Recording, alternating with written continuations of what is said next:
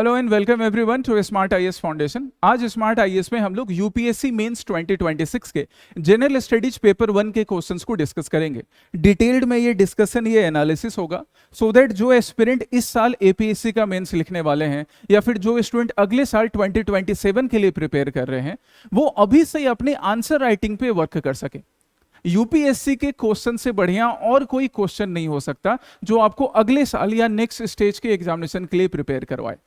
ठीक है, so it is equally important for those who have appeared in this year UPSC mains so that they can see कि अच्छा मैंने answer कैसा लिखा था। वैसे अभी उनका ऑप्शनल का पेपर बाकी है, as well as for those who are going to appear in this year APSC mains in October 2026, as well as for those who will appear in next year. क्योंकि अगर अभी पढ़ाई कर रहे हो तो अगले साल मेंस लिखना है ना। सिर्फ प्रीलिम्स क्लियर कर लेने से और मेंस में अच्छे मार्क्स आएंगे नहीं फिर तो वैसे तो ऑफिसर बन नहीं पाओगे। सो दैट्स वाई इसको डिटेल में तुम्हें देखना है, अगले साल भी एग्जाम देना है तब भी आपके लिए। इस डिस्कशन के साथ मैं हर क्वेश्चन का 20 क्वेश्चंस होंगे जीएस पेपर 1 में, हर क्वेश्चन का मैंने एक मॉडल आंसर प्रिपेयर किया है, वो भी मैं तुम्हारे साथ शेयर कर दूंगा। But remember the model answer is just a hint, एक अप्रोच है तुम्हारे लिए। मॉडल आंसर को रट नहीं लेना है। याद रखना मॉडल आंसर इसलिए दिया जाता है सो दैट आप किसी भी क्वेश्चन को कैसे अप्रोच करना है उसको सीख सको।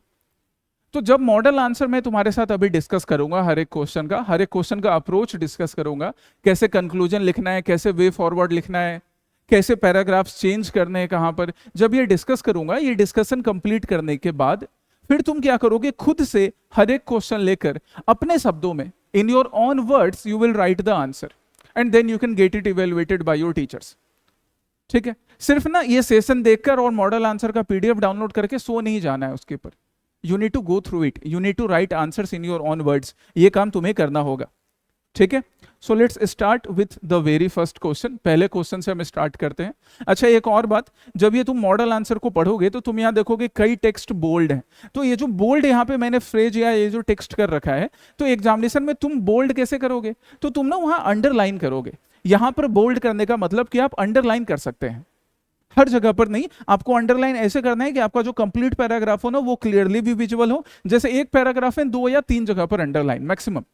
तो ये अंडरलाइन करना, बोल्ड मतलब अपने एग्जामिनेशन में अंडरलाइन करना, ये प्रैक्टिस भी डालनी है। ठीक है, कंक्लूजन जैसा कीवर्ड नहीं लिखना है, इसलिए जहां पर भी कंक्लूजन है, जैसे सपोज इस क्वेश्चन के हम कंक्लूजन में पहुंचेंगे तो देखो यहाँ कंक्लूजन को ना मैंने स्ट्राइक आउट कर रखा है, इस वर्ड को। ये कंक्लूजन वर्ड मैंने इसलिए लिखा था ये कीवर्ड कि तुम्हें समझ में आए कि अच्छा in this manner we can write the conclusion, पर इस वर्ड को आंसर में नहीं लिखना है। You need to strike it out, इसको क्रॉस कर देना है। ठीक है, वे फॉरवर्ड जहां पर क्वेश्चंस में है तो वो वे फॉरवर्ड भी मैंने अटैच कर रखा है। वे फॉरवर्ड कीवर्ड आप अपने आंसर्स में लिख सकते हो, अदरवाइज इंट्रोडक्शन, बॉडी, कंक्लूजन ये सब कीवर्ड नहीं यूज करते हैं। वो सब इम्प्लिसिटली तुम्हारे आंसर से विजुअल होना चाहिए। तो चलिए पहले क्वेश्चन पर। पहला क्वेश्चन इंडियन हिस्ट्री से रिलेटेड है या आर्ट एंड कल्चर बुला सकते हो, सिंस अशोकन इंस्क्रिप्शन की बात कर रहे हैं तो this is a part of ancient Indian history as well as art and culture. तो क्वेश्चन क्या बोल रहा है, देखो अब क्वेश्चन को हम ब्रेक करेंगे। मेंस में जब हमारे पास क्वेश्चन आएगा हम उसे कैसे अप्रोच करेंगे, उसके लिए क्वेश्चन को ब्रेक करना होता है।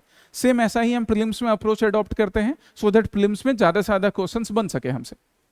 यहाँ पे तो नंबर ऑफ क्वेश्चंस फिक्स हैं 20, जिन्हें आपको अटेम्प्ट करना है और सबको बनाना है। ट्राई करना है कि सारे क्वेश्चंस मेंस में बने।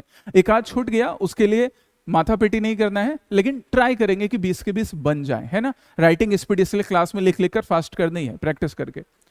पहला क्वेश्चन है analyse the importance of Ashokan inscription.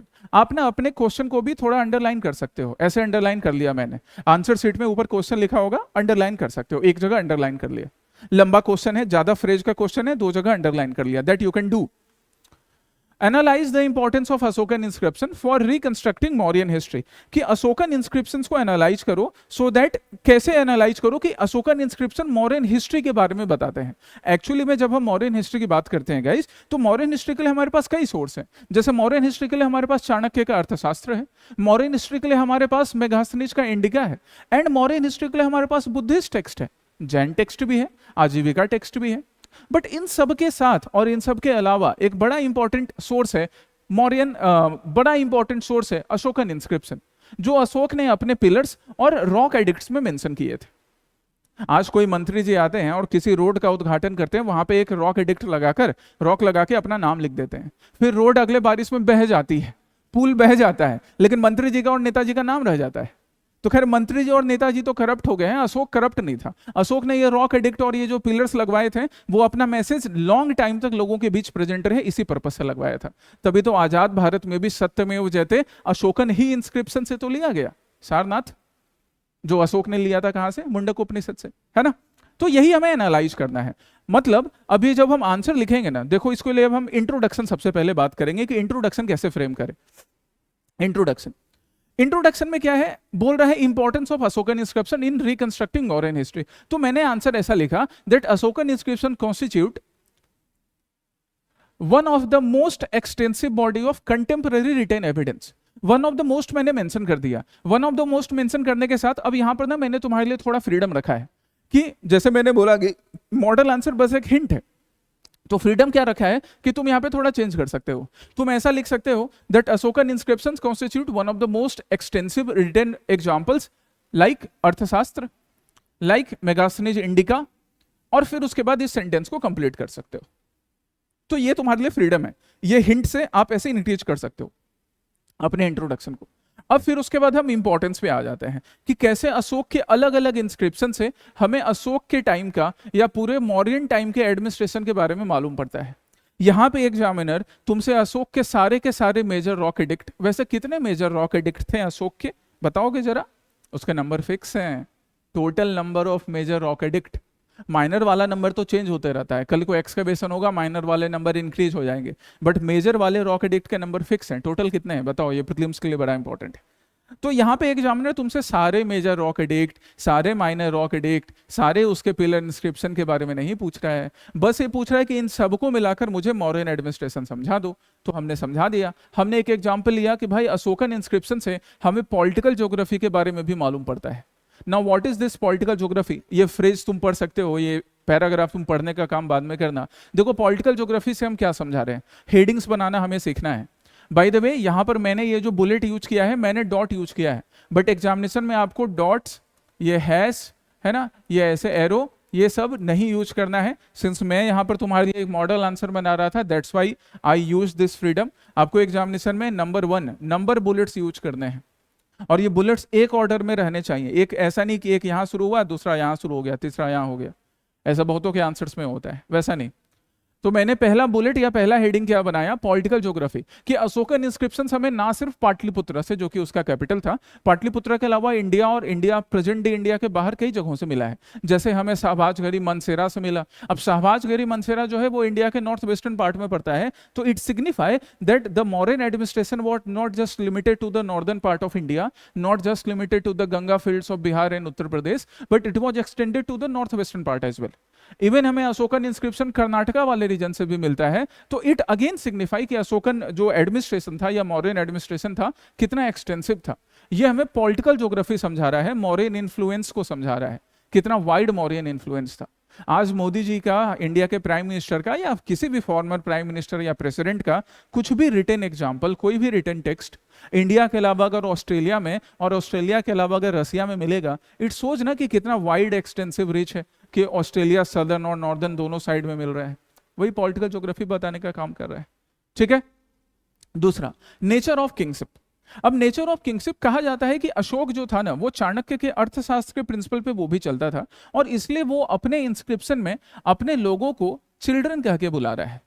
He has mentioned in his inscriptions towards his people as children, कि ये जो लोग हैं ना, ये मेरे बच्चे हैं। एक्चुअली ये पैटर्नल डिस्पोटिज्म है, जो कि चाणक्य ने समझाया था कि राजा को अपने लोगों को अपने बच्चों की तरह ट्रीट करना चाहिए, क्योंकि जब राजा अपने लोगों को, अपने पीपल को, अपने सिटीजन को बच्चों की तरह ट्रीट करेगा तो हमेशा उनका ख्याल रखेगा, और जब राजा अपने लोगों का ख्याल रखेगा तो लोग राजा का ख्याल रखेंगे, और उस राजा का रूल स्टेबल चलता जाएगा। ये हमारा सेकंड हो गया। फिर हम क्या बता रहे हैं, हम एडमिनिस्ट्रेटिव स्ट्रक्चर के बारे में बता रहे हैं कि अशोक ने अपने इंस्क्रिप्शन में बोला कि मेरा एक ऑफिसर राजुका है, प्रादेशिका है, युक्ताज है। तो डिस्ट्रिक्ट लेवल पर, प्रोविंस लेवल पर, गांव लेवल पर, अलग अलग लेवल पे अलग अलग डिपार्टमेंट्स के लिए उसने ऑफिसर्स अपॉइंट करके रखे थे। This tells about the administrative structure of the Mauryan empire, कि मौर्यन एम्पायर का एडमिनिस्ट्रेटिव स्ट्रक्चर कैसा था। यही तो हमें पूछ रहा था क्वेश्चन में कि मौर्यन एडमिनिस्ट्रेशन के बारे में, मौर्यन स्ट्रक्चर के बारे में बताओ, मौर्यन एम्पायर के बारे में, ट्रांसफॉर्मेशन के बारे में। कि अशोक का जो एडिक्ट है, जैसे यहाँ पे डायरेक्टली हम मेजर रॉक एडिक्ट 13 का एग्जांपल दे सकते हैं, यहाँ इस वाले के लिए हम मेजर रॉक एडिक्ट 5 का एग्जांपल दे सकते हैं। ये भी मैंने स्मार्ट आईएएस के चैनल पे कर रखा है। तुम स्मार्ट आईएएस के चैनल स्मार्ट आईएएस बिहार पर जाना, और स्मार्ट आईएएस बिहार में तुम्हें डिटेल्ड में अशोकन इंस्क्रिप्शन एक्सप्लेन किया हुआ एक वीडियो मिल जाएगा, जहां पे कौन से इंस्क्रिप्शन में कौन से मेजर रॉक एडिक्ट में क्या मेंशन किया है, वो सब इंफॉर्मेशन है। तो जैसे मेजर रॉक एडिक्ट 13 में अशोक बोलता है अपने कलिंग वॉर के बारे में। नौ कलिंग वॉर के बारे में जब ये बोल रहा है, तो ये साथ में ये भी बोल रहा है कि आज के बाद से मेरी जो पॉलिसी है, पहले दिग्विजय की हुआ करती थी, अब धम्म विजय की है। तो ये इसके रूल के एथिकल ट्रांसफॉर्मेशन के बारे में बता रहा है, जो कि देखो यहाँ मेंशन किया हमने। सोसाइटल एथिक्स के बारे में बता रहा है, जो वो मेजर रॉक एडिक्ट 1, 2, 3 और बाकी एडिक्ट्स में बता रहा है, that the people of my empire they should respect their teachers, their brahmins, their women. तो ये बता रहा है, सोसाइटल एथिक्स के बारे में भी अशोक एम्फेसाइज करता था। इन्हीं सारे चीज को हमने एक्सप्लेन किया। 150 वर्ड से ज्यादा का ये मॉडल आंसर हो चुका है। तो ये 150 वर्ड से ज्यादा का मतलब जो एक्सटेंसिव मॉडल आंसर है, इसको तुम्हें पढ़कर फिर अपने शब्दों में 2 पेज में लिखना है। अब कंक्लूजन कैसे करेंगे? कंक्लूजन भी लिखना सीखना चाहिए, है ना। कंक्लूजन वे फॉरवर्ड लिखना, एक अच्छा कंक्लूजन लिखना, एक अच्छा वे फॉरवर्ड लिखना, हर एस्पिरेंट का एक मेन डिमांड, एक मेन नीड रहता है। तो आओ जरा हम कंक्लूजन पर चलें। कंक्लूजन कीवर्ड नहीं लिखना है ना, ये स्ट्राइक्ड है, मतलब नहीं लिखना है, राइट। अब कंक्लूजन में मैंने क्या लिखा, मैंने एक्सप्लेन कर दिया था अपने आंसर में ऊपर कि अशोक के इस इंस्क्रिप्शन से हमें ये मालूम पड़ता है, ये मालूम पड़ता है, ये मालूम पड़ता है। तो मैंने कंक्लूजन कैसे लिखा, 10 Ashokan inscriptions are not merely religious proclamations. कि अशोक के इंस्क्रिप्शन को हम ऐसा नहीं बोल सकते कि ये रिलीजियस प्रोक्लेमेशन था, कि मैंने बुद्धिज्म अडॉप्ट किया और मैंने बाकी लोगों से अपील किया कि तुम भी बुद्धिज्म अडॉप्ट कर लो, ऐसा था ही नहीं। But actually they provide the political, administrative, ethical, diplomatic angles, कि किस तरह से वो बता रहा है अपने मेजर रॉक एडिक्ट्स में कि उसके सदर्न पार्ट में, उसके जो सदर्न टेरिटोरी है, सदर्न बाउंड्री है, वहां पे चोल, पांड्याज और केरला पुत्राज, जिनको चेराज बुलाते हैं, वो लोग रहते थे। डिप्लोमेसी भी दिखा रहा है, फॉरेन रूलर्स के साथ भी डिप्लोमेसी के एग्जांपल्स हैं उसके इंस्क्रिप्शंस में। तो यही हमने यहाँ पर कंक्लूजन के पार्ट में लिखा। एक्चुअली में जो चीज तुम ऊपर एक्सप्लेन करते हो ना, उसी की समरी आपको कंक्लूजन में यहाँ बनानी है। एक बेटर कंक्लूजन बन गया, मार्क्स आपको अच्छे मिलेंगे। अब इस मॉडल आंसर को पढ़ने के बाद तुम्हारी ड्यूटी क्या है, हाँ, कि आप खुद से लिखोगे। एक बार में 20 क्वेश्चन नहीं लिखा जाएगा, एक एक करके लिख के लाके दिखा सकते हो हमें, तो दिखाओ, ठीक है। नेक्स्ट क्वेश्चन पर चले। Next question modern Indian history से रिलेटेड है, जहां पे क्या पूछा जा रहा है, discuss the impact of Macaulay's minute on colonial administration and education in India. तो मैकॉले भाई साहब कौन थे? मैकॉले भाई साहब एक ऐसे ब्रिटिश हैं जिनका मेन पर्पस ये था, जो उन्होंने अपनी डायरी में भी लिखा था, कि एक ऐसा जनरेशन हम बनाएंगे जो बाय ब्लड बस इंडियन हो, जिसमें खून तो इंडियन का बहेगा, बट बाय माइंड ब्रिटिश हो जाए, बाय थॉट ब्रिटिश हो जाए। और ये जो जनरेशन होगा ना, ये ब्रिटिश के ऑफिसेस में काम करेगा, सो दैट ब्रिटिश एडमिनिस्ट्रेशन सुचारू रूप से, स्मूथ तरीके से इंडिया में चलता रहे। ये मैकॉले का इंटेंशन था, यही मैकॉले का पर्पस था, ठीक है।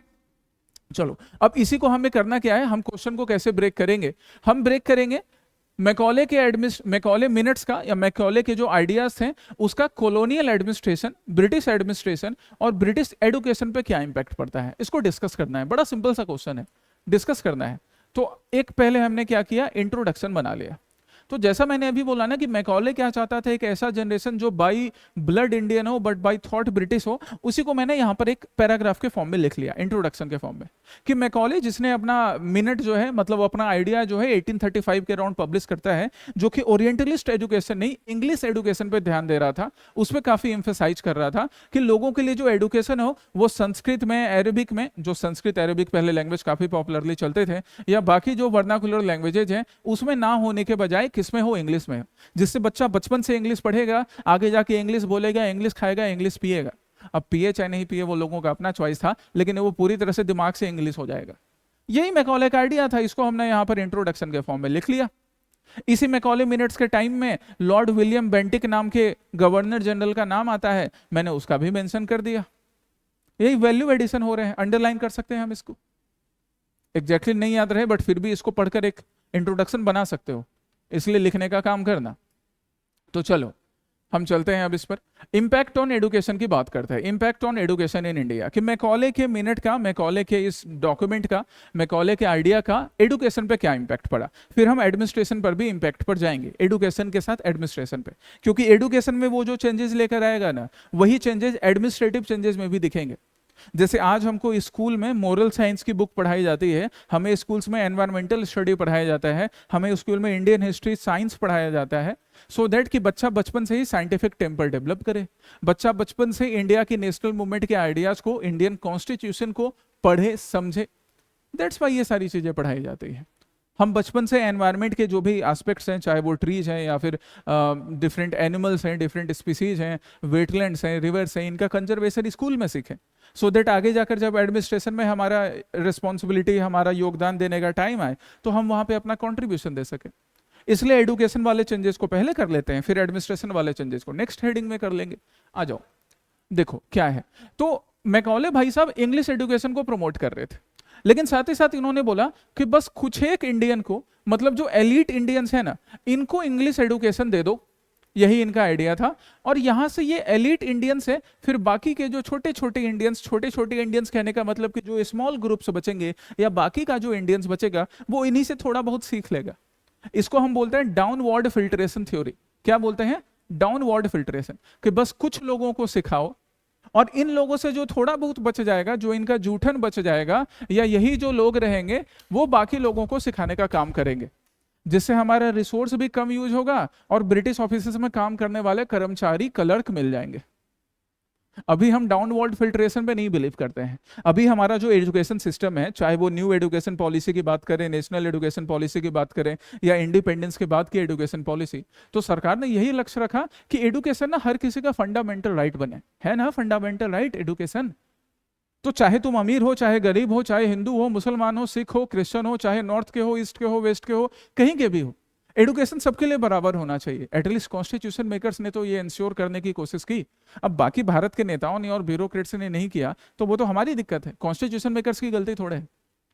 लेकिन मैकॉले ऐसा नहीं चाहता था। मैकॉले चाहता था मुट्ठी भर कुछ इंडियंस को इंग्लिश पढ़ाओ, उनसे बाकी लोग जितना सीखना होगा सीख लेंगे।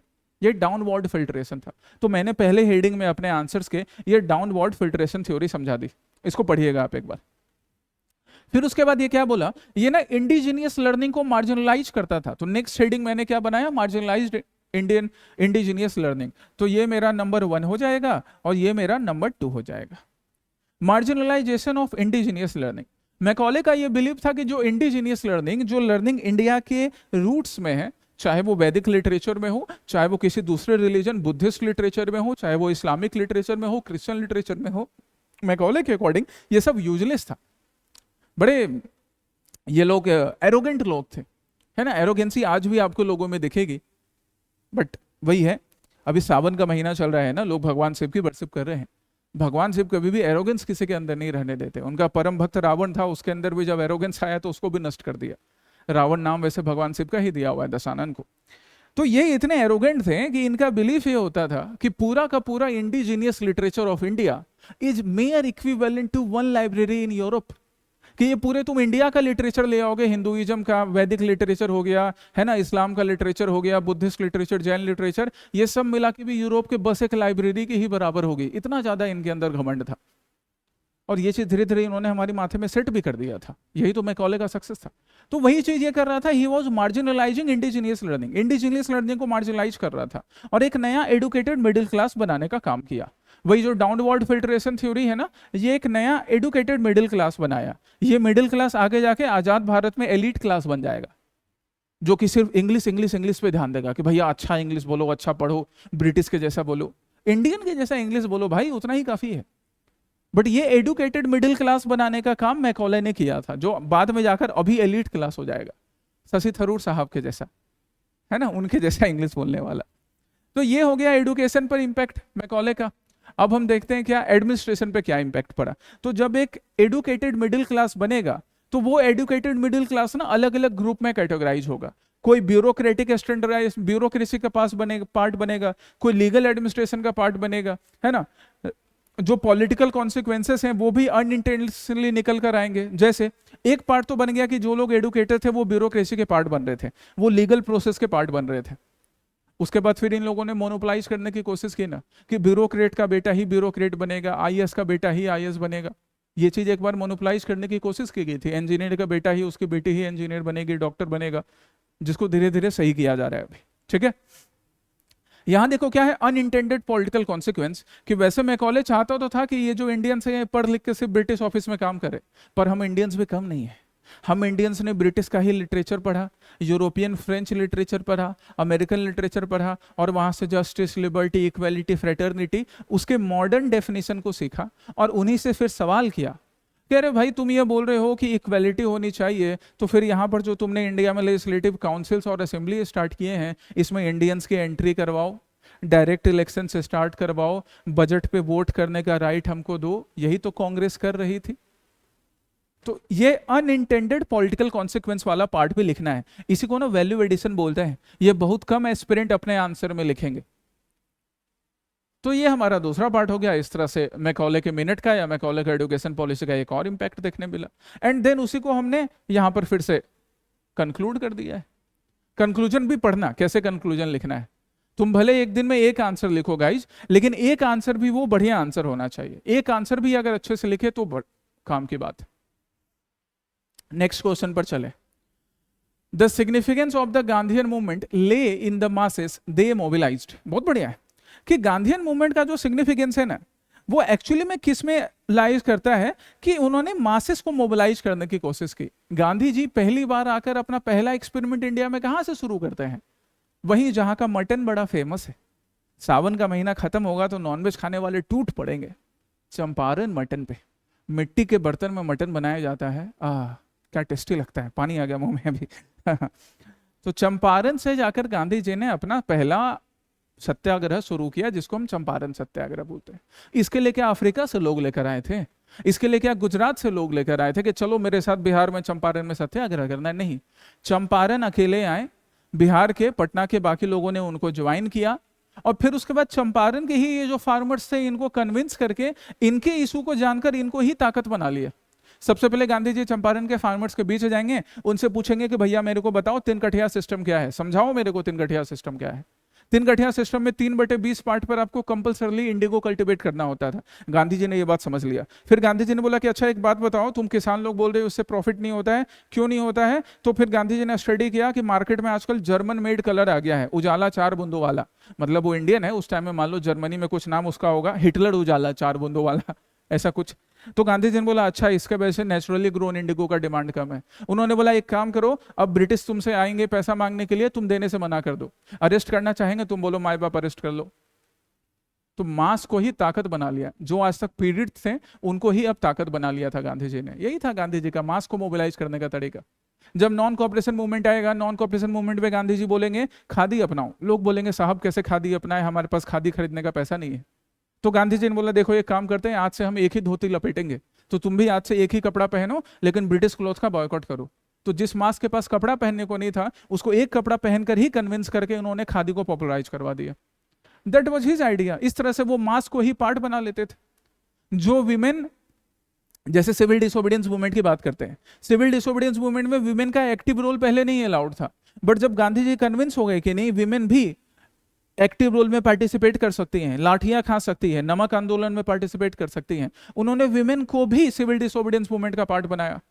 नॉन कॉपरेशन मूवमेंट के टाइम में, खिलाफत मूवमेंट के टाइम में, जब मुस्लिम पॉपुलेशन खलीफा के अगेंस्ट जो हुआ था उसके लिए प्रोटेस्ट कर रहे थे, उन्होंने मुस्लिम पॉपुलेशन को बोला कि देखिए आप सिर्फ अलग रहकर कोई बड़ा मूवमेंट नहीं खड़े कर सकोगे, आप कांग्रेस के पास आओ, हिंदू मुस्लिम यूनिटी स्ट्रॉन्ग करते हैं, साथ ही साथ खिलाफत के इशू को कांग्रेस के प्लेटफॉर्म से प्रेजेंट करेंगे। असहयोग आंदोलन, नॉन कॉपरेशन मूवमेंट। तो मास को किस तरह से पावर में कन्वर्ट करना है, यह करने का काम गांधी जी ने किया है, जो कि टाइम टू टाइम यहां पर हमने हेडिंग्स के फॉर्म में अरेंज कर दिया। जैसे अर्बन मिडिल क्लास को, अब नॉन कॉपरेशन मूवमेंट होता है तो गांधी जी ने एक तरफ किसानों से भी अपील किया, गांव वालों से अपील किया खादी अडॉप्ट करने का। अर्बन मिडिल क्लास से अपील किया कि जो लोग टीचर थे, जो लोग इंजीनियर्स थे, जो लोग लॉयर थे, जैसे CR दास, मोतीलाल नेहरू, चाचा नेहरू के पापा दादा नेहरू, चाचा के पापा दादाजी ही लगेंगे ना, तो दादा नेहरू से और CR दास से बोला, CR दास चितरंजन दास है ना, बंगाली मानुस, उनसे बोला दादा, और मोतीलाल नेहरू से दादाजी कि देखिए आप लोग बड़े फेमस लॉयर हैं, आप अगर अपना लॉ प्रैक्टिस छोड़ोगे तो बाकी भी जो इंडिया में बाकी एडवोकेट लॉयर हैं वो भी अपना लॉ प्रैक्टिस छोड़ने के बारे में सोचेंगे। ब्रिटिश को तब रियलाइज होगा कि हमारे ये जो लॉ कोर्ट्स चल रहे हैं इनको भी चलाने में इंडियंस की मदद पड़ती है। अर्बन मिडिल क्लास को इंक्लूड करने का तरीका था। तो in this manner he was mobilising the mass and then they were being included into the national movement of India. India के नेशनल मूवमेंट में मास को इंक्लूड कर लिया गांधी जी ने। यही आपको हेडिंग बाय हेडिंग डिवाइड करके ऐसे लिखना है। क्लियर? और जब कहीं भी डाउट हो, देखो यहां पे मैंने मॉडल आंसर भी अटैच किया है, इसको एक्सप्लेन भी कर दे रहा हूं। कहीं भी डाउट हो तुम मेरे से पूछोगे कमेंट सेक्शन में कि सर इसको एक बार फिर से बता दीजिए।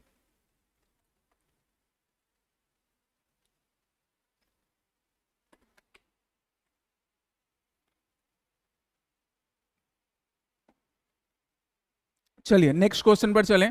नेक्स्ट क्वेश्चन ज्योग्राफी से रिलेटेड है। पढ़ो क्वेश्चन को। फुजीवारा इफेक्ट के बारे में पूछ रहा है। फुजीवारा इफेक्ट, साउंड क्लियर है ना? साउंड सही है? हाँ, बैटरी भी चार्ज है, साउंड क्लियर है। फुजीवारा इफेक्ट के बारे में पूछ रहा है। सबसे पहले तो भाई तुमको फुजीवारा इफेक्ट एक्सप्लेन करना पड़ेगा। बाय द वे जब वर्ड तुम फुजीवारा सुन रहे हो तो फुजीवारा सुनने से दिमाग में आता है क्या कि ये जो फुजीवारा है ये क्या इसका जापानीज ओरिजिन है? वैसे जरूरी नहीं है कि हमेशा जापानीज ही ओरिजिन हो, कोरियन भी हो सकता है, इंडिया में भी लोगों का नाम हो सकता है। बट एक्चुअली में फुजीवारा इफेक्ट सच में जापानीज ओरिजिन का है, क्योंकि एक जापानीज मेटेरियोलॉजिस्ट है, जापानीज मेटेरियोलॉजिस्ट साखोई फुजीवारा। सबसे पहले इन्होंने साइक्लोनिक फॉर्मेशन से रिलेटेड, साइक्लोनिक डिस्टरबेंस से रिलेटेड इस इफेक्ट को स्टडी किया था कि दो साइक्लोन है ना, दो साइक्लोन किस तरह से ये दो साइक्लोन आपस में बाउंड्री पर इंटरेक्ट करती हैं, इसको इन्होंने एक्सप्लेन करने का काम किया फुजीवारा इफेक्ट में। एक टाइप का बाइनरी इंटरेक्शन जहां पे दो साइक्लोन्स जो क्लोज होने चाहिए है ना, पास होने चाहिए, इसलिए मैंने दोनों को क्लोज बनाया था। ये जो दो साइक्लोन्स होते हैं ना जो क्लोज हैं, ये एक्चुअली में बाउंड्रीज के अराउंड, मतलब जहां इनकी बाउंड्री बनेगी, जो कॉमन सेंटर बनेगा उसके अराउंड फिर ये रोटेट करना शुरू करते हैं, जिसके वजह से कई बार साइक्लोन्स इंटेंसिफाई भी हो जाएंगे। फुजीवारा इफेक्ट का जो इंपैक्ट होगा बाबू वो दो तरीके का होगा। एक तो साइक्लोन्स इंटेंसिफाई होंगे, बिकॉज दो साइक्लोन्स जब कॉमन सेंटर्स के अराउंड रोटेट करेंगे ना, कॉमन सेंटर्स के अराउंड जब क्लोज होंगे तो इंटेंसिफिकेशन भी हो सकता है, दोनों साइक्लोन्स की एनर्जी मिलकर इंटेंसिफाई हो सकती है। बट याद रखना फुजीवारा इफेक्ट का, और प्रीलिम्स के लिए याद रखना, अगले साल हो सकता है प्रीलिम्स में आ जाए, इंटेंसिफिकेशन के साथ साथ वीकनिंग भी पॉसिबल है। याद रखिएगा, in Fujiwhara effect not just the intensification of cyclone is possible but weakening of cyclone is also possible. Usually aspirant सिर्फ ये सोचता है कि फुजीवारा इफेक्ट की वजह से दो साइक्लोन्स जो कॉमन सेंटर्स या कॉमन बाउंड्री के अकॉर्डिंग रिवॉल्व कर रहे हैं, रोटेट कर रहे हैं, उसके वजह से ना साइक्लोन इंटेंसिफाई हो जाएगा। वीक भी हो सकता है, रिपेल भी कर सकते हैं। ठीक है, चलिए। हाँ, तो अब हमने पहले फुजीवारा इफेक्ट को एक्सप्लेन किया। तो व्हाट इज फुजीवारा इफेक्ट, यहां पे एक्सप्लेन करने के टाइम में जिन मेट्रोलॉजिस्ट का कंट्रीब्यूशन है उनका नाम भी लिख दिया, राइट? अब क्या बोल रहा है, explain it's impact on the movement and the intensity of tropical cyclones. तो फुजीवारा इफेक्ट को एक्सप्लेन करने के ड्यूरेशन में ही हम उसके इंपैक्ट को एक्सप्लेन करेंगे। पहला इंपैक्ट क्या है कि भाई जो ऑर्बिटल मूवमेंट होता है ना दो साइक्लोन्स का, जो कि एक दूसरे के क्लोजर हैं, their orbital movement, the orbital movement of those two cyclones, they can change. उनका ना ऑर्बिटल मूवमेंट चेंज हो सकता है, वो ऑर्बिटल मूवमेंट दोनों का एम्बेड हो सकता है, एक दूसरे के पास आके सेम हो सकता है। उस केस में ना इंटेंसिफिकेशन हो जाएगा। हम एग्जांपल्स भी साथ में देते जाएंगे कि ऐसे एग्जांपल्स, इसको अंडरलाइन करो, हम एग्जांपल्स भी साथ में देते जाएंगे कि ऐसे एग्जांपल्स हमको नॉर्दर्न हेमिस्फीयर में काफी मिलते हैं जहां पे इंटेंसिफाई हो जाता है दो साइक्लोन फुजीवारा इफेक्ट के वजह से। दूसरा इंपैक्ट फिर हम बताएंगे, हम दूसरा इफेक्ट बताएंगे ट्रैक डिफ्लेशन का। ट्रैक डिफ्लेशन क्या कि म्यूचुअल सर्कुलेशन है ना, म्यूचुअल सर्कुलेशन की वजह से यहाँ पे जहां म्यूचुअल सर्कुलेशन डेवलप होगा तो इस म्यूचुअल सर्कुलेशन की वजह से ना इनिशियल जो फोरकास्ट है वो डिले हो सकता है, वो चेंज हो सकता है। सपोज किसी रीजन में, इंडिया के किसी रीजन में साइक्लोनिक फॉर्मेशन हो रहा था, साइक्लोन का फॉर्मेशन हो रहा था, तो फोरकास्ट ये था कि साइक्लोनिक विंड जो है वो इस डायरेक्शन में मूव करेंगी और यहाँ आसपास के एडजॉइनिंग एरिया को इंपैक्ट करेंगी। बट सपोज उसी टाइम में एक और साइक्लोन का जनरेशन हुआ और म्यूचुअल इफेक्ट के वजह से, दोनों के कोइंसिडेंस के वजह से अब ये जो डायरेक्शन है ना ये थोड़ा डिफ्लेक्ट हो सकता है, इवन दैट इज पॉसिबल। और क्या है, merger and absorption. Merger and absorption के बारे में हम इसलिए लिख रहे हैं क्योंकि हमारा आंसर का जो नेक्स्ट पार्ट है वो बता रहा है कि इनके इंटेंसिटी में क्या चेंज होगा, तो इसलिए हमने मर्जर पे पहुंच गए। हमारा नेक्स्ट रीडिंग हमने मर्जर का बनाया।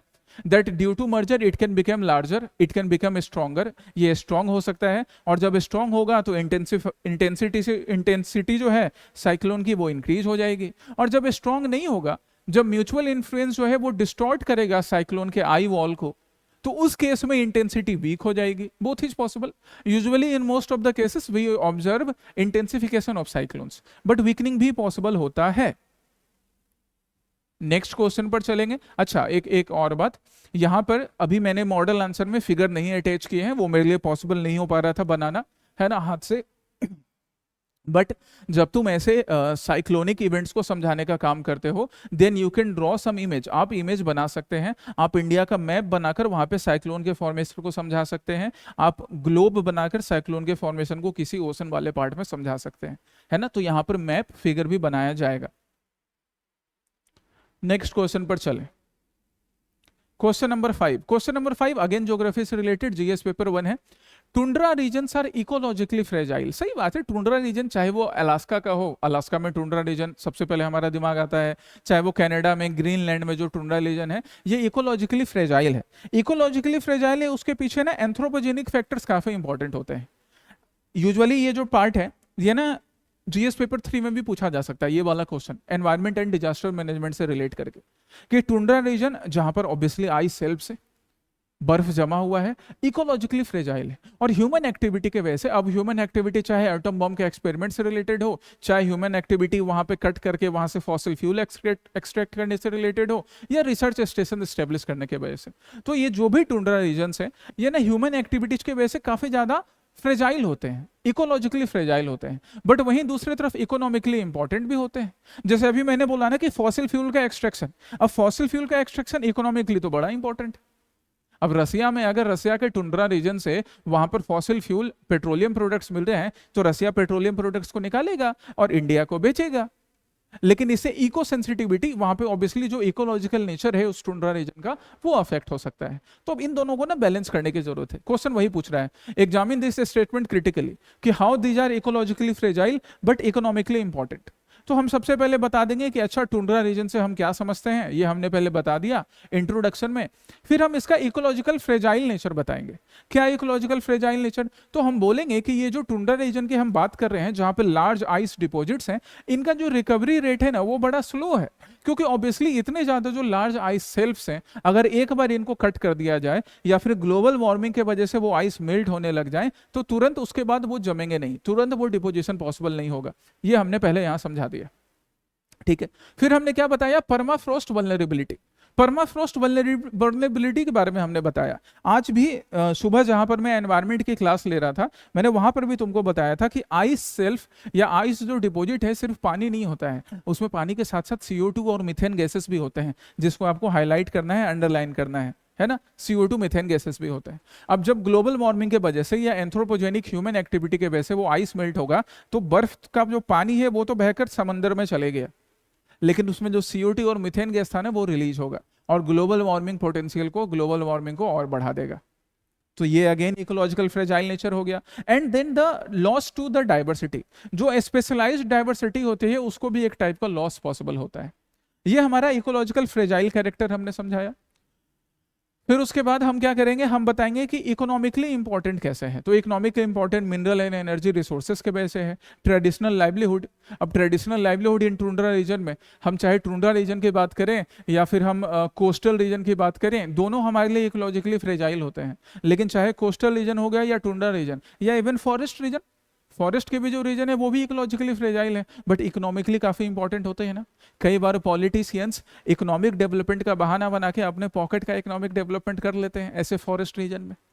बाकी ज्यादा नाम नहीं लूंगा, विवाद हो जाता है, समझ तो रही हो तुम, है ना, न्यूज में है आजकल काफी।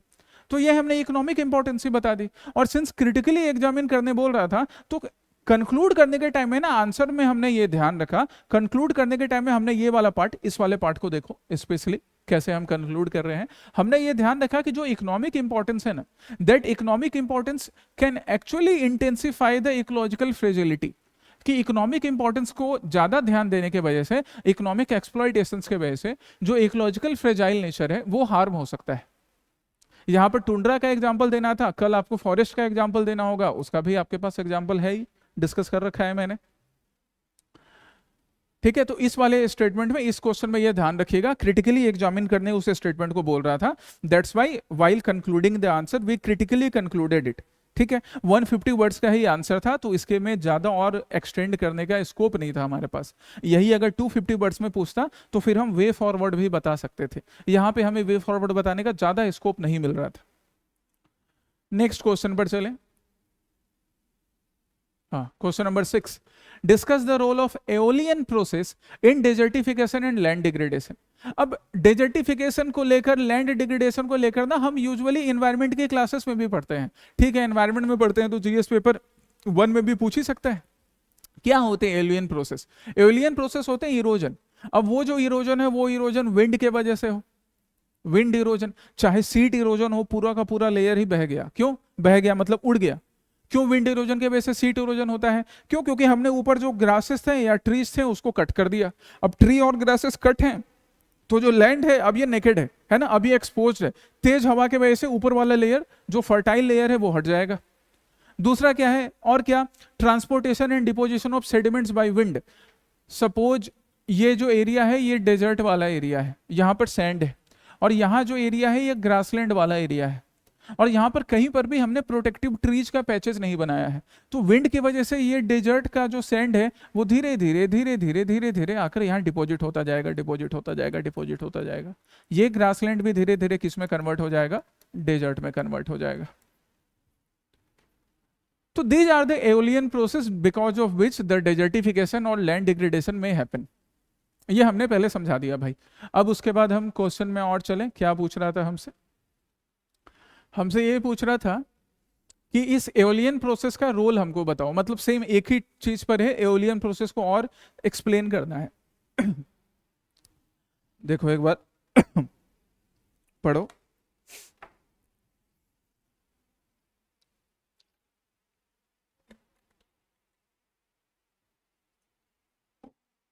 देखिए,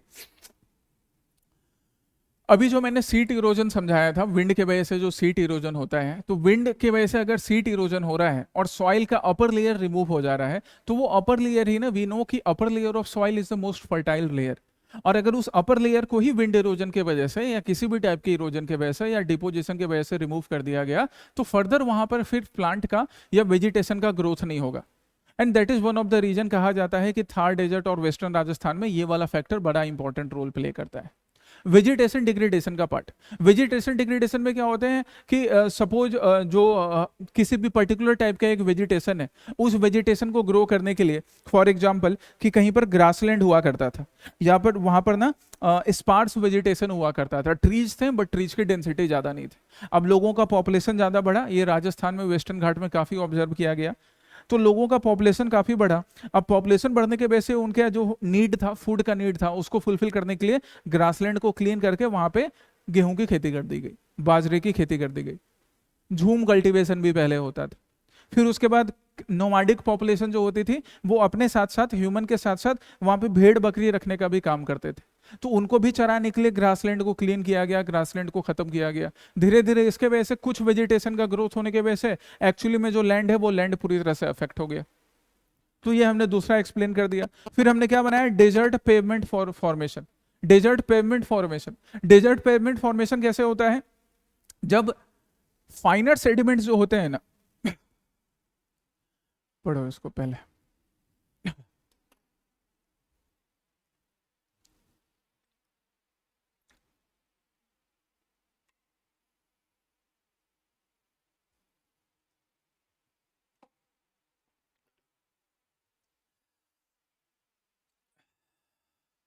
सपोज एक हमारे पास ये सॉइल का सैंपल है, ये सॉइल सैंपल में ये जो बड़े बड़े जो मैं गोले बना रहा हूं ये पेबल्स हो गए, और इसके ऊपर ना फाइन फाइन लेयर्स हैं, फाइन लेयर है सैंड का। तो दो चीज होगा, एक तो क्या, अगर ऊपर वहां पे कोई भी वेजिटेशन लेयर नहीं रहेगा तो ऊपर जो फाइन सेडिमेंट्स लेयर है ना वो वहां से रिमूव हो जाएंगे, और जब रिमूव हो जाएंगे तो वैसे भी सॉइल बनने का कोई ऑप्शन नहीं बचेगा, सिर्फ वो पत्थर बच जाएगा, सिर्फ वो पेबल्स बच जाएंगे।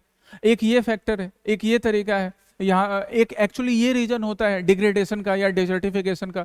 दूसरा एक और रीजन क्या होता है, इसी एग्जांपल में सपोज यहाँ पर ये पेबल्स हैं, अब ह्यूमन एक्टिविटी के वजह से, वैसे एओलियन प्रोसेस की बात करें बट दूसरा वाला समझ लो ह्यूमन एक्टिविटी के वजह से, अब सपोज यहाँ कल्टीवेशन करना है, तो कल्टीवेशन करने के लिए क्या किया जाएगा ना कि कई बार यहाँ पर ना प्लॉइंग करने का काम किया जाएगा। अब प्लॉइंग करने के ड्यूरेशन में प्लॉइंग किया और ऊपर वाला जो लेयर है उसको लूज कर दिया हमने हल चलाकर, एक बार फसल तो उग गया, बट विंड इरोजन के वजह से या स्कॉर्चिंग सनलाइट के वजह से अपर लेयर ना बहुत लूज हो गया और फिर वो हट जाता है। पहले से ऑलरेडी वो वीक था, फिर हमने उसको प्लॉइंग करने के वजह से लूज कर दिया और फिर अपर लेयर रिमूव होकर सिर्फ और सिर्फ पेबल्स बच जाएंगे। तो these are some of the reasons, these are some of the process. Dust storm का एग्जांपल दे सकते हैं, है ना, ह्यूमन एक्टिविटीज का एग्जांपल दे सकते हैं, जिसके वजह से एक्चुअली में लैंड्स जो होते हैं वो धीरे धीरे वेस्ट लैंड में या कहें तो धीरे धीरे डेजर्ट्स में, डिग्रेडेड लैंड में कन्वर्ट होते चले जाते हैं, राइट। नेक्स्ट क्वेश्चन पे चले। आज टोटल 10 क्वेश्चन डिस्कस करेंगे, नेक्स्ट पार्ट 10 क्वेश्चन का कल करेंगे। फिर water resources are both an asset and a source of conflict in South Asia. अच्छा, ये साउथ एशिया की बात कर रहा है, मतलब हम यहाँ पे इंडिया का एग्जांपल दे सकते हैं कि साउथ एशिया में वाटर जो है ना एक असेट का भी काम करता है और कॉन्फ्लिक्ट का भी काम करता है। तुमको याद है तमिलनाडु, केरला, है ना, कर्नाटका और आंध्र प्रदेश भी, यहां तक इन सब के बीच में ना डिस्प्यूट चलता है रिवर्स को लेकर, रिवर वाटर डिस्प्यूट। अभी रिवर वाटर डिस्प्यूट सिर्फ यहां पर कहा, Nagaland, Assam and Meghalaya, in states के बीच में भी डिस्प्यूट चलता है रिवर वाटर को लेकर, रिवर वाटर के कम यूज, एक्सेस यूज, डैम, वहां पर इम्बैंकमेंट्स कंस्ट्रक्शन को लेकर। वही चीज यहां पर पूछा गया है क्वेश्चन में कि ये जो एक्चुअली में रिवर्स हैं, वाटर रिसोर्सेस है, ये वाटर रिसोर्सेस असेट होने के साथ साथ कॉन्फ्लिक्ट का भी सोर्स है।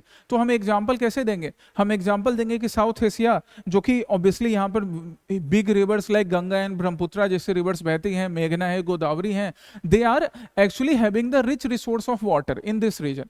इनके वजह से ही इन रीजन में क्या है, वाटर का रिच रिसोर्स प्रेजेंट है, हमारे पास रिच सोर्स है वाटर का।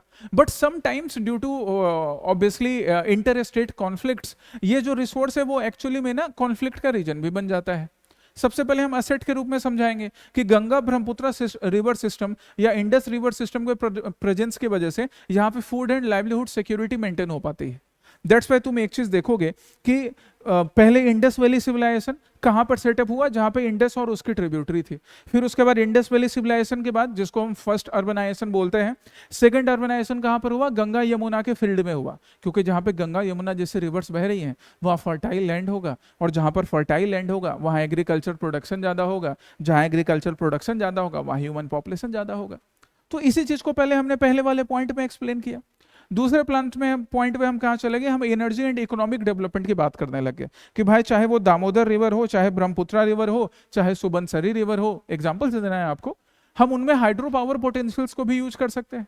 हमने इकोलॉजिकल सिक्योरिटी की बात की कि गंगा रिवर जो है वहां पे एक्वेटिक बायोडाइवर्सिटी मिलती है, ब्रह्मपुत्रा रिवर है एक्वेटिक बायोडाइवर्सिटी मिलती है, रीजनल कनेक्टिविटी में यूज होता है ना। गंगा रिवर और ब्रह्मपुत्रा रिवर से हम 2 स्टेट्स को, इवन इंडिया और बांग्लादेश को कनेक्ट कर सकते हैं। बट अगेन सेम वही जो रिसोर्स है ना वो कॉन्फ्लिक्ट का रीजन बन जाता है। कैसे conflict? Up stream and down stream states के बीच में। अभी जैसे शिवसागर के रीजन में जो बाढ़ आया, तो शिवसागर के रीजन का ये जो डिवास्टेटिंग बाढ़ है, इसका एक फैक्टर तो कोई डिस्कस ही नहीं कर रहा है। सिर्फ बादल फटने और बारिश की वजह से बाढ़ नहीं आया। एक फैक्टर जो पॉलिटिशियंस डिस्कस नहीं कर रहे हैं वो ये है कि नागालैंड वाले एरिया में वहां पर ना बहुत ज्यादा सैंड माइनिंग और रिवर बैंक जो है उसके इरोजन का काम चलता है। ये बात छिपा नहीं है किसी से, और इसके लिए नागालैंड के लोग सारे रिस्पॉन्सिबल नहीं है, इसके लिए वो लोग रिस्पॉन्सिबल है जो इस तरह से इलीगल माइनिंग का काम करते हैं। And because of which the embankments were weak, embankments weak थे, और एम्बैंकमेंट्स वीक होने की वजह से जब एक्सेस रेन हुआ तो वो एम्बैंकमेंट्स टूट गए कई जगहों से, और वो डिवास्टेटिंग फ्लड झेलना पड़ा शिवसागर और आसपास के लोगों को। तो एक तो ये रीजन हो जाता है, ये भी कॉन्फ्लिक्ट का रीजन है। दूसरा क्या, आप सपोज अपर स्ट्रीम में कोई रिवर बह रही है और उस स्टेट ने वहां पे बांध बना दिया, तो जो नीचे स्टेट है जहां से रिवर बहकर अब नीचे आएगी वहां पे तो पानी का फ्लो कम हो जाएगा। आंध्र प्रदेश, तमिलनाडु, केरला इसी वजह से कई सालों से लड़ रहे हैं कृष्णा कावेरी रिवर की वजह से, right. Seasonal variation, monsoon abundance, Shivsagar वाले एग्जाम्पल में भी तुम एग्जाम्पल दे सकते हो। तो ये सब कुछ ऐसे रीजन्स हो गए जिसके वजह से कॉन्फ्लिक्ट भी होता है। खैर यहाँ पे जब कॉन्फ्लिक्ट वाली बात हो रही थी ना, तो एक छोटा सा वे फॉरवर्ड भी अपने कंक्लूजन के टाइम में अटैच कर सकते हो। यहाँ पे कंक्लूजन लिखने के लिए देखो मैंने क्या किया, सेपरेट कंक्लूजन का फॉर्मेशन नहीं किया, यहाँ पर मैंने क्या किया, वे फॉरवर्ड को सेपरेटली अटैच कर दिया कि अच्छा ये जो कॉन्फ्लिक्ट है वाटर रिसोर्स हमारे एसेट के साथ साथ कॉन्फ्लिक्ट का भी इशू बन जाता है, हम उसको इस मेजर्स के थ्रू सॉल्व कर सकते हैं। तो ऐसे वे फॉरवर्ड आप 150 वर्ड्स के आंसर में भी लिख सकते हो, जहां जहां पर पॉसिबल है, जहां पॉसिबल है वहां वे फॉरवर्ड भी लिखेंगे। Question number 8, unity in diversity Indian society का क्वेश्चन।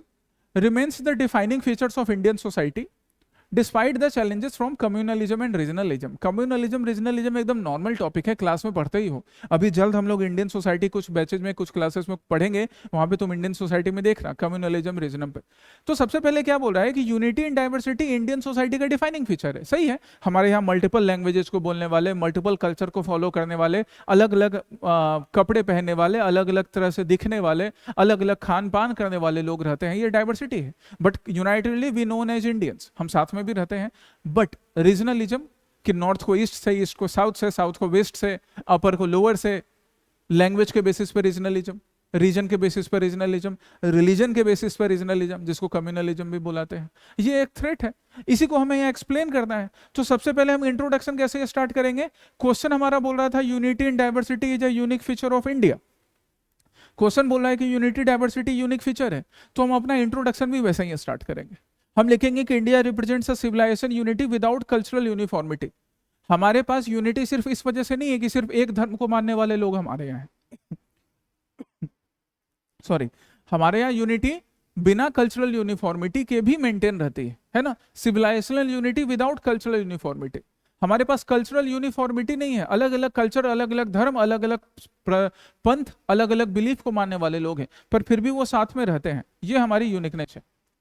नाउ अब हम पढ़ते हैं how diversity reinforce rather than fragments in Indian unity, कि हमारी जो डाइवर्सिटी है वो कैसे एक्चुअली में सोशल यूनिटी को रीइंफोर्स करती है, स्ट्रांग बनाती है। तो हम वहां पे एग्जांपल देंगे गंगा जमुनी तहजीब का, हम वहां पर एग्जांपल देंगे भक्ति सूफी ट्रेडिशन का, हम श्रीमंत शंकर देव का एग्जाम्पल दे सकते हैं, हम गुरु नानक देव का एग्जाम्पल दे सकते हैं, हम संत कबीर का एग्जाम्पल दे सकते हैं, हम संत तुकाराम का एग्जाम्पल दे सकते हैं यूनिटी को प्रमोट करने के लिए इंडियन सोसाइटी में। हम कॉन्स्टिट्यूशनल आर्टिकल का एग्जाम्पल दे सकते हैं, चाहे वो फंडामेंटल राइट हो या directive principle of state policy हो या फंडामेंटल ड्यूटी हो या इंडिया का प्रीएम्बल हो। वो बताता है कि किस तरह से हम लोग यूनाइटेड हैं, अलग अलग धर्म, अलग अलग संप्रदाय से बिलोंग करके भी हम यूनाइटेड एक साथ रह सकते हैं।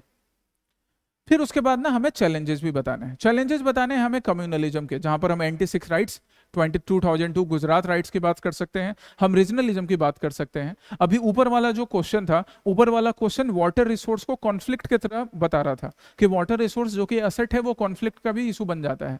उसी को यहाँ पर हमने दिखाया कि कैसे कावेरी वाटर की वजह से या पर्टिकुलर किसी रिवर वाटर की वजह से दो स्टेट के बीच में कॉन्फ्लिक्ट हो जाता है। किस तरह से रिसोर्स शेयरिंग प्रॉपर नहीं होने की वजह से आसाम मेघालय के बीच में कॉन्फ्लिक्ट अभी भी बना हुआ है। किस तरह से रिसोर्स शेयरिंग प्रॉपर नहीं होने की वजह से बिहार झारखंड के बीच अभी भी कॉन्फ्लिक्ट है कि मिनरल्स जो हैं वो झारखंड के हिस्से में ज्यादा चले गए, बिहार वाले हिस्से में कम रहे। तो यही हमें एक्चुअली में बाबू यहाँ एक्सप्लेन करना है ना, कम्युनलिज्म और रीजनलिज्म के इंपैक्ट। क्वेश्चन नंबर 9 पर आ जाइए। क्वेश्चन नंबर 9 क्या है, how do you understand disability. वैसे ये सोशल जस्टिस से रिलेटेड टॉपिक है मेनली, पर चलो जीएस पेपर 1 में भी पूछ सकता है, पूछना जीएस पेपर 2 में चाहिए था। How do you understand disability, substantiate the need for an inclusive policy framework in India in this regard. तो सबसे पहले ना आपको डिसेबिलिटी समझानी पड़ेगी कि व्हाट इज डिसेबिलिटी। आप डिसेबिलिटी से क्या समझते हो। It is not just merely physical और मेंटल इंपेयरमेंट, क्योंकि फिजिकल मेंटल इंपेयरमेंट जो है ना, अब उसको हम डिसेबिलिटी के रूप में नहीं, अब उनको स्पेशल एबिलिटी के रूप में देखते हैं। तो डिसेबिलिटी सिर्फ फिजिकल और मेंटल डिसेबिलिटी नहीं है। डिसेबिलिटी तब भी होती है जब इंसान को प्रॉपर फैसिलिटीज का एक्सेस नहीं मिल पाता है, चाहे वो फैसिलिटी एजुकेशनल हो, चाहे वो फैसिलिटी इकोनॉमिक सपोर्ट का हो, वो भी डिसेबिलिटी को अराइज करता है। दैट्स वाई यहाँ डिसेबिलिटी में वो भी लिखना है। फिर हमें बताना है substantiate the need for an inclusive policy framework, कि इंडिया में अभी जो एग्जिस्टिंग पॉलिसी फ्रेमवर्क है उसमें हम और क्या चेंजेस कर सकते हैं जिससे डिसेबिलिटी को रिमूव कर सके। तो वहां पर हमने बताया कि जो लोग भी डिसेबल्स हैं, चाहे फिजिकली डिसेबल हो, चाहे मेंटली डिसेबल हो, चाहे इकोलॉजिकली डिसेबल हो, मतलब उनके पास प्रॉपर इंफ्रास्ट्रक्चर नहीं है, प्रॉपर फैसिलिटी नहीं है, उनका जो राइट है वो एक्चुअली में चैरिटी नहीं हो सकता कि कोई दूसरा चैरिटी कर रहा है। कोई इंसान सपोज उसको चलने में तकलीफ हो रही है, then he or she has the right that there should be actually pathways, है ना, what do we call it, हम उसको क्या बोलते हैं, रैंप।